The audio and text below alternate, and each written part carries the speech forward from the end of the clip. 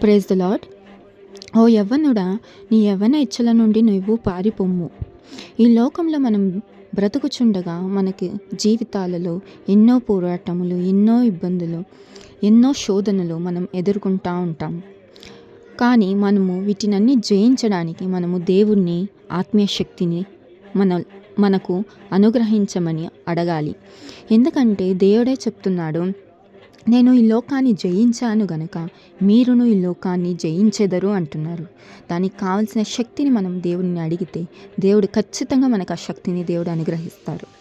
ఎందుకంటే లేఖనాలు చెప్పుచున్న విధానంగా యవనస్తులు తనకు మనసుకు నచ్చినది, అది మనసుకు ఉల్లాసంనిచ్చే పనులు ఏమైనా చేయని, కానీ ఒక దినం అనేది వస్తుంది.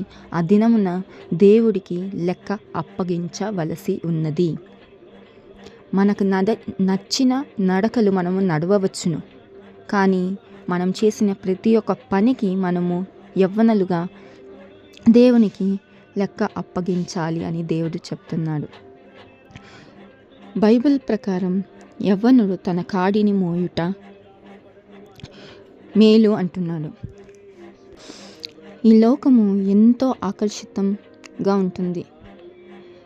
మనల్ని త్రోవ తప్పించడానికి ఎన్నో కార్యములు జరుగుచుండగా మనము దేవుణ్ణి వీటిల్లో నుండి తప్పించమని అడగాలి.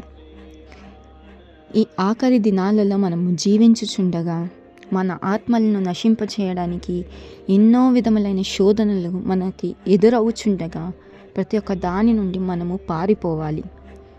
ఎందుకంటే దేవుడు కోరుకునేది ఒక బలమైన ఆయుధము తన కోసం పనిచేయాలని. యవ్వన జీవితం అనేది ఒక విలువైనది. యవ్వన కాలంలో దేవుని కొరకు పనిచేయుట ఎంతో ధన్యత. దేవుడు మనకిచ్చిన ఈ శక్తిని, మనకిచ్చిన ఈ తరుణాన్ని, మనకిచ్చిన బుద్ధిని, తెలివిని, జ్ఞానాన్ని, ప్రతి ఒక్క దానిని దేవుని కోసం ఉపయోగిస్తే దేవుడు దాన్ని ఆశీర్వదించి అనేకులకు ఆశీర్వాదకరంగా దేవుడు పెట్టబోతున్నాడు.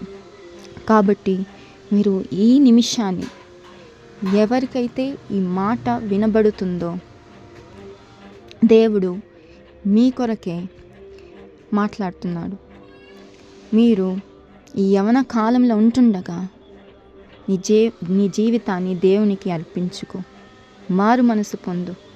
దేవుడి కొరకు ఒక మంచి బలము కలిగిన ఆయుధం వలె వాడబడడానికి దేవునికి నిన్ను నువ్వు సమర్పించుకో.